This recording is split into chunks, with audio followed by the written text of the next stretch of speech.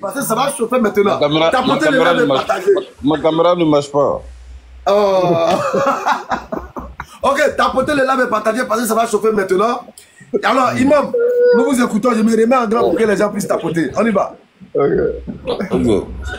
Donc, ma caméra ne marche pas. Sinon, voilà, j'allais me mettre en grand. Et puis... Nous, on a vu beaucoup de vidéos là. Même je crois avant ceux qui n'ont pas le niveau là, ils n'ont qu'à descendre. Nous, on va venir faire notre débat. Ceux qui commencent à fermer le micro des gens. Ça va chauffer maintenant. Il y a déjà positionné tout. Parce que ça va chauffer là. C'est Dalil contre Dalil. Non. Bismillah. Voilà. A'oudhu billahi minash shaitanir rajim. Bismillahir rahmanir rahim. Partager le live, c'est gâté. Voilà. Voilà dit, Rasul sallam dit, Ad-din yusr, dit la religion est très facile. Et il dit, yassiru wala tu'assiru. Rasul dit, faciliter cette religion, il ne la rendait pas difficile. Donc, plus on la rend facile, plus elle est belle. Donc, s'il vous plaît, ne venez pas rendre la religion difficile de la main des gens. Voilà. La religion est très facile. Et celui qui... Allah, il a dit la viande du porc, c'est haram, c'est vrai. Mais c'est ton voisin. Le monsieur, toi, quand tu tues ton mouton, lui vient te donner... toi, quand tu lui donnes ton mouton, lui, il ne refuse pas. Ouais. Voilà, l'imam a dit que le monsieur, il est bon avec toi. Donc, si quelqu'un est bon avec toi, si tu l'as donné halal, à son tour, si tu donnes haram, toi, tu dois prendre. Donc, pourquoi toi, ton halal, c'est ton halal. Lui, son halal, c'est son halal. Ouais. Si lui, il accepte toi, ton halal, pourquoi toi, tu refuses lui son halal? Et donc, c'est dans ta tête, il y a haram. Donc, lui aussi, dans sa tête, là, il y a un haram. Donc, lui, il a accepté toi, ton haram. Pourquoi toi, tu refuses son haram? Donc, en réalité, l'imam dit qu'on n'a qu'à accepter le haram des gens. Mais, il n'a pas dit on n'a qu'à... On n'a qu'à payer. Non, non, non. Il a dit on n'a qu'à prendre, on va envoyer. C'est comme quelqu'un t'a donné du poison. Mais il n'a pas dit il faut manger. Tu peux aller manger toi à la maison, mais tu dis à tes enfants que c'est du poison. Ouais. Voilà, si les enfants ont trouvé qu'ils peuvent manger derrière toi, parce que tu as gardé ça dans le frigo. Ouais. Bon, ça c'est ton problème. L'imam a bien expliqué dans la vidéo, il dit, lui ne dit pas, il n'a pas dit qu'il faut prendre, faut manger, il faut prendre seulement. Ah, si tu as pris ça, donc c'est à toi de voir comment est-ce que tu vas arranger. Voilà, mais l'islam là c'est facile, ne rendez pas la religion difficile. C'est ça. Voilà. Et le prophète a dit ça, il donne cadeau là, il faut prendre et puis ce que tu en fais là, c'est toi-même qui voilà. Si nous-mêmes on dit que Allah dit la religion est facile, maintenant si un imam est on a eu un nouveau imam, un imam qui nous dit, montre ce côté facile là. Alors donc on doit accepter ça. C'est vrai. On doit accepter ça. Voilà, donc c'est l'islam modéré. Ouais. C'est l'islam modéré. Moi en tout cas, moi je trouve qu'il est éloquent. Ouais. Voilà, donc il est éloquent. Voilà, c'est pas si il faut manger le haram. Voilà. Moi je suis d'accord. Voilà, et puis arrêtez de fatiguer les gens. Imam. Non, Imam. Oui. Tout le monde te connaît sur les réseaux. On sait que quand tu as Dalil contre Dalil. Moi je veux que si vous avez un Dalil. On sait que quand tu as une conviction là. Si vous avez votre Dalil, envoyez votre Dalil. Voilà, le monsieur il a dit on n'a qu'à prendre, on n'a qu'à mettre dans la maison. C'est vrai que j'ai failli vomir, mais quand j'ai réfléchi après, j'ai vu que vraiment c'est l'islam facile, c'est l'islam libéral, c'est l'islam sans prison, c'est l'islam aimé, et c'est l'islam vraiment de la modernité, et c'est l'islam laïque, tapoté et partagé. Voilà, donc il faut faciliter. J'ai vu un autre imam, quand j'ai envoyé la vidéo, il a dit que lui, il savait que moi, je vais sortir sur cette vidéo-là. Il dit, je ne sais pas, hein. La porte de la prison n'est pas trop loin de ma maison. Moi, j'adhère désormais à ce genre d'islam-là, qui est l'islam de l'union, de l'unicité, du rassemblement. Tellement on doit être unis, même avec les mécréants, il faut qu'on accepte une partie de la mécréance. Il faut qu'on accepte une partie de la débauche. Il faut qu'on accepte le péché, la désobéissance, le désaccord avec la afin d'être en accord avec la créature. Qui fut-il des mécréants et des personnes qui vont détruire, qui veulent détruire, qui veulent éteindre notre religion. Désormais, on ne fera plus la promotion de la perversité, de la désobéissance, de la colère, de la samantara, de la maquette, de la boîte, de la boîte de nuit. Mais c'est dans la mosquée qu'on doit les faire. Moi, je suis d'accord. Foutez-nous la paix avec votre islam qui va nous emmerder et qui va faire que notre religion sera une religion détestée par les gens. Pourquoi? C'est vous qui allez chaque année venir déranger vos voisins. N'importe quoi, comme si on allait déranger quelqu'un chez nous à la maison. On parle dans nos communautés, on parle à nos fidèles, on parle à nos frères musulmans. Mais mes frères, attendez-vous bientôt, Inch'Allah, on va sortir sur ce sujet. J'ai tellement réfléchi, et ce frère est un frère vraiment qui m'a beaucoup soutenu dans beaucoup de cas, au point même que il a fait palabre avec son frère de père, même mère, qui est l'imam Sougodogo, Moufti Sougodogo, que vous connaissez très bien. Ah, c'est son frère, hein? Même mère. Wow. Il a fait palabre avec lui lorsque j'ai été mis en prison et que ce dernier m'a saboté, m'a insulté, m'a rabaissé et a fait des sorties contre moi. Et vraiment, la première chose que je vais faire bien sûr à mon frère, c'est de l'appeler d'abord et vraiment voir comment est-ce qu'il peut retoucher sa sortie et ses propos. Et parce que moi je suis d'accord avec lui. Mais comment est-ce qu'il peut revoir, embellir, mettre un peu de peinture vraiment sur ses propos. Au cas contraire, bon, je crois que ça serait chose qu'on ne veut pas en Côte d'Ivoire en réalité, parce que les clashs des imams dans d'autres pays, nous voyons aujourd'hui ce à quoi c'est en train d'amener ces pays-là.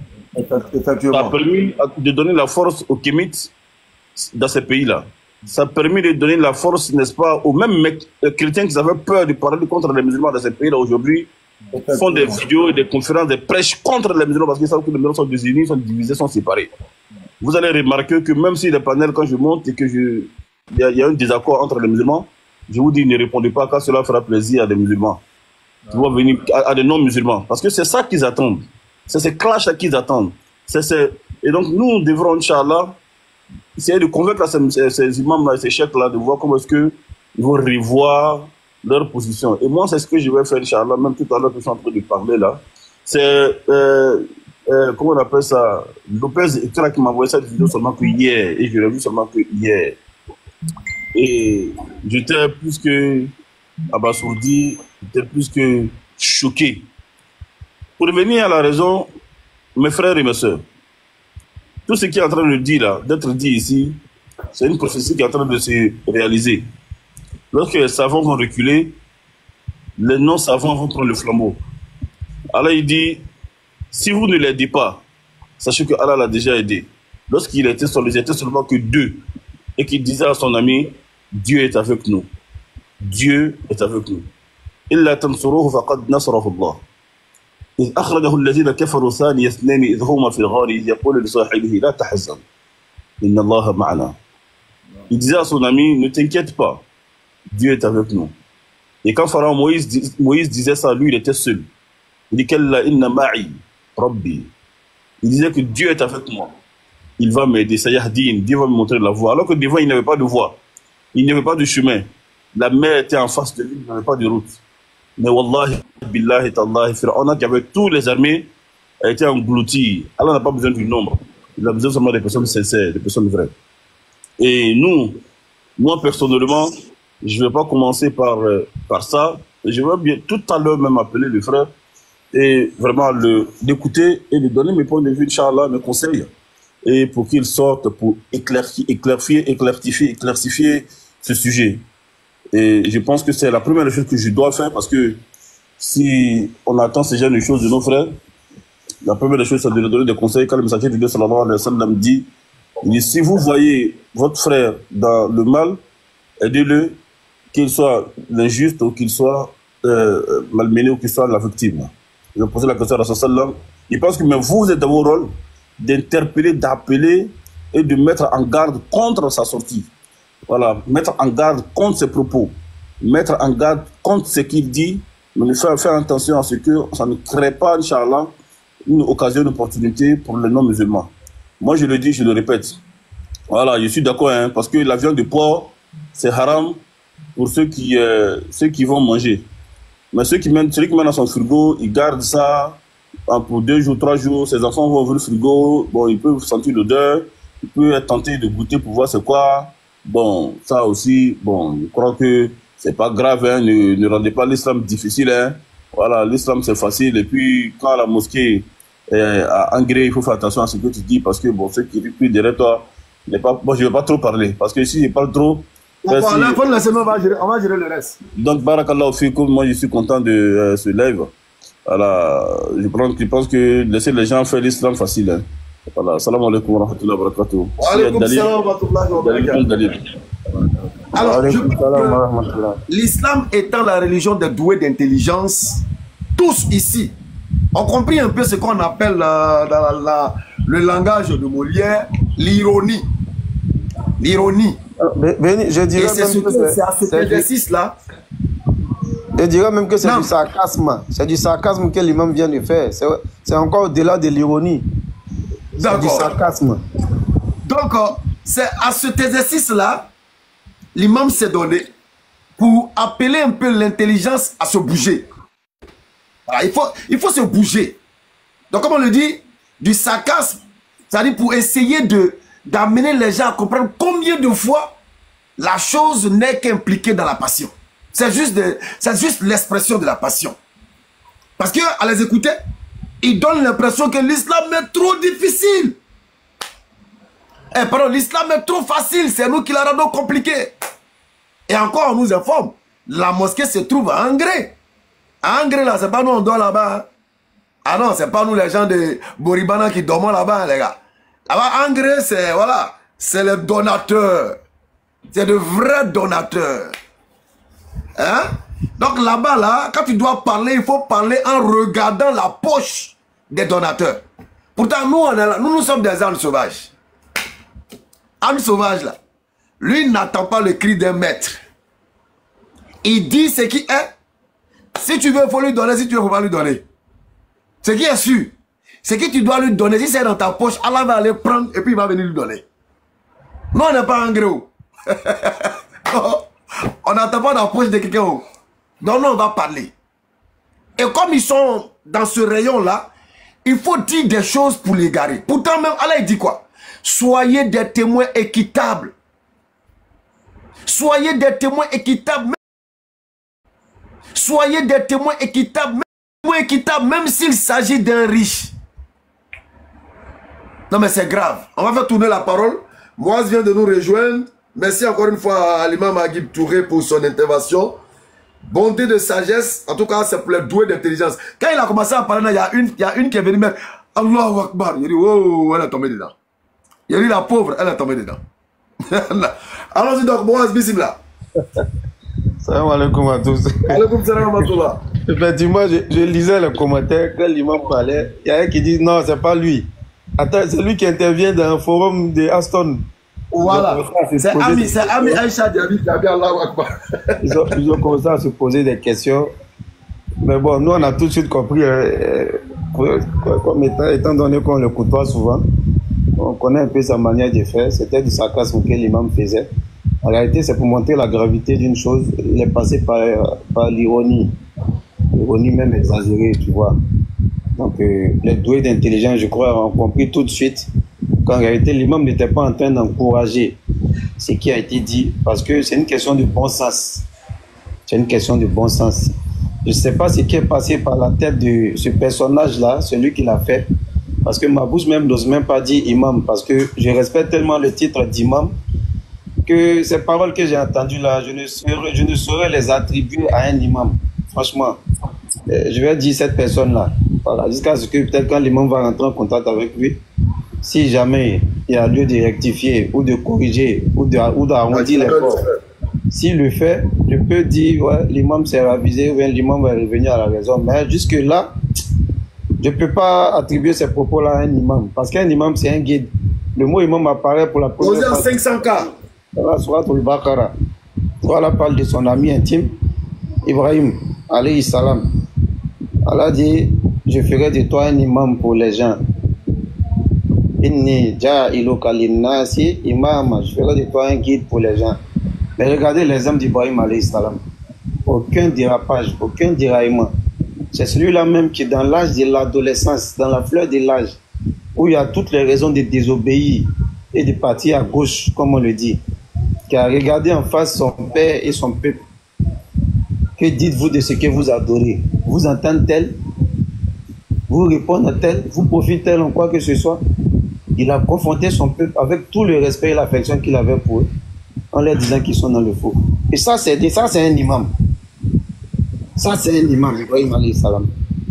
Parce qu'il n'a pas suivi son peuple dans la désobéissance sous prétexte de bon voisinage, sous prétexte de cohabitation, sous prétexte d'amour, d'affection farfelue, quelconque sortie de l'imaginaire des gens qui sont complexes, mais qui en réalité veulent prendre la religion comme un argument. Si quelqu'un a envie de moyens pour bien boire whisky, qu'il le fasse, mais qu'il laisse notre religion en dehors de ça. Il ne faut pas prendre la religion comme argument. En plus, sur la chair, subhanallah, tu as arrêté sur le mimbar. Le symbole du mimbar, je pense que les gens l'ignorent. Quand tu as arrêté sur le mimbar, tu n'es plus une simple personne quelconque. Tu es l'héritier du prophète. Là, tu as arrêté à la place où le prophète allait. Salatu wa salam s'est arrêté pour exhorter, pour appeler sa communauté.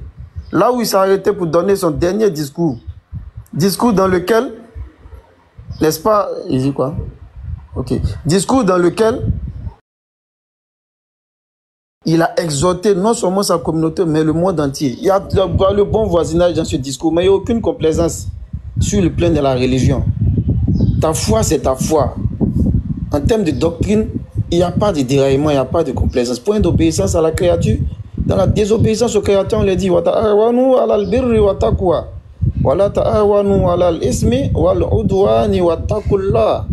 entraidez-vous dans l'accomplissement des bonnes œuvres et de la piété, mais ne vous entraidez pas dans le péché et dans la transgression. Allez, il ajoute à la fin, et craignez Allah. Inna Allah shadidul iqab. Parce qu'Allah, il est le dur en punition. Mais pourquoi après cette exhortation, Allah, il ajoute sa punition et sa dureté dans sa saisie là-dedans? Sauf que les doués d'intelligence puissent réfléchir. Comment on peut s'arrêter sur la chair, l'héritage du prophète alayhi salatu wa salam, et proférer ce genre de paroles-là, alors que vous n'avez aucune connaissance sur ce sujet-là? Il faut aller exhorter ta communauté à donner l'éducation qu'il faut aux enfants, à exhorter les femmes à être, n'est-ce pas, à droite, à obéir à ce que l'islam a dit. Mais un sujet que tu ne maîtrises pas, tu cherches quoi dedans? Pour que les gens puissent t'aimer. Bon, l'un des buts a été atteint parce que voilà la vidéo. Salam alaikum, Cheikh Mouaz. La vidéo tourne un peu sur la vidéo tourne un peu sur le net. Aujourd'hui, celui qui était dans, on va dire, dans l'anonymat, aujourd'hui est connu. Aujourd'hui, celui qui était dans l'anonymat est connu. Si c'est le but, alhamdulillah, le but est atteint. Mais l'égarement que tu as propagé, au jour de la résurrection, seras-tu capable d'assumer? Le jour où l'homme va s'enfuir de son frère, quand bien même son frère, quelqu'un qui l'a aimé sur la terre, de son père, de sa mère et de son père, même de sa descendance et de sa compagne. Et ce jour-là, imagine-toi, toi, tu vas porter l'égarement de toutes ces personnes-là, sous prétexte de bon voisinage, sous prétexte de cohabitation. Alors que c'est des valeurs que l'islam a déjà prônées bien avant que vous naissiez. L'islam a déjà prôné ces valeurs-là. Mais tout en restant dans le canevas de l'obéissance totale, de la soumission totale au Seigneur de l'univers, quant au dogme, quant à la religion. Donc, qui cesse de blaguer les gens? Ça, nous, on ne va pas laisser passer, ça c'est clair. On a déjà commencé, on va continuer. Et pour aller dans le sens de ce que l'imam a dit de l'exhortation, on a même proposé, on dit, la Côte d'Ivoire ne peut pas devenir comme des pays voisins qu'on a entendu, où on voit certaines choses. Parce que nous, chez nous, on a des... Évidemment, moi, c'est sur ce sujet-là que je voulais te couper. Continuer, s'il te plaît. C'est qui? Chef Kony, laisse-moi terminer. Voilà. Donc, on a des institutions ici, respectées, respectables et très, très bien organisées. Je pense qu'on ne peut pas être comme ce qu'on voit ailleurs. Par la grâce d'Allah, en tout cas, avec l'aide d'Allah. Donc, qu'est-ce qu'il faut faire? Ce genre de propos tenus là, ce genre de propos, nous l'avons proposé dans l'une de nos dernières conférences. Il faut un comité de veille, on va appeler ça comme ça, où si quelqu'un dit une chose extravagante qui ne passe pas trop dans la tête des gens, d'autres entités, d'autres personnes auront la latitude d'aller vers ce communauté d'éveil-là. Je parle d'une communauté purement religieuse, pas interreligieuse. Hein.